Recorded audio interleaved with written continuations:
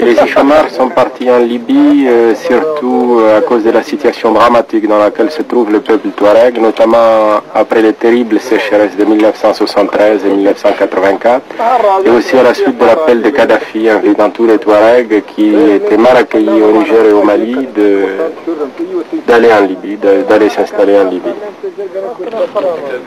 En Libye, les Touaregs Ichoumars sont allés grossir les rangs de la légion islamique du colonel Kadhafi et ont combattu au sein de l'armée libyenne. Et très vite, malheureusement, beaucoup ont déchanté parce qu'ils se sont rendus compte que la Libye, au lieu de les aider, les a enrôlés dans son armée et les avait utilisés dans des conflits, notamment au Tchad et au Liban où la Libye était engagée. Plus de 60 000 Touaregs venus du Niger et du Mali ont fait leur service militaire en Libye. Un exode massif qui devait transformer profondément les mentalités.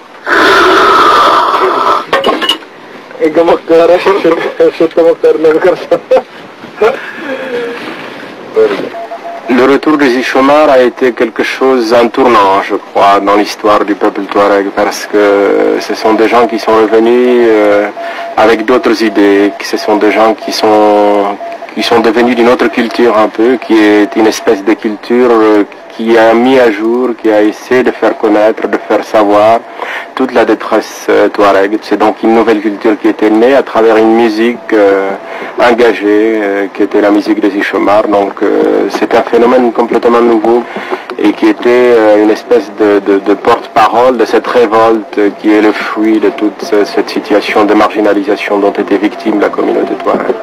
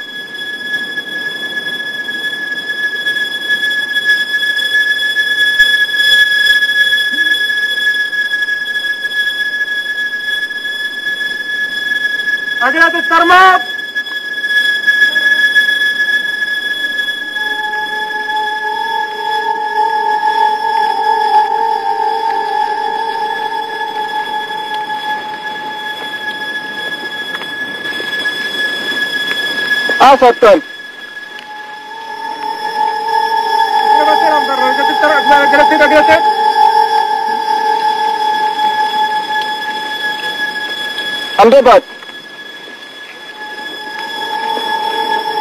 Refusant la sédentarisation imposée par la Libye, les Ichoumars retrouvaient leur désert en 1990.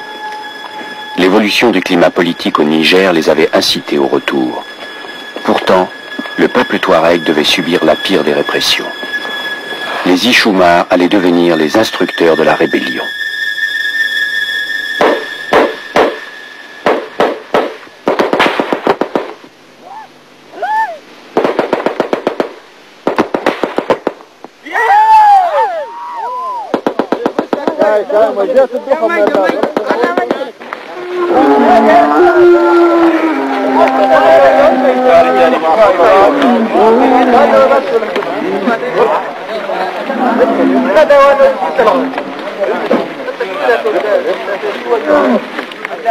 Manu Dayak ignorait qu'il se retrouverait à la tête de la coordination de la résistance armée des Touaregs du Niger.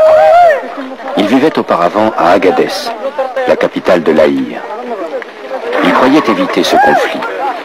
Il pensait que le dialogue, le développement du nord du Niger apporterait la paix, la prospérité et le respect du droit de la minorité touareg.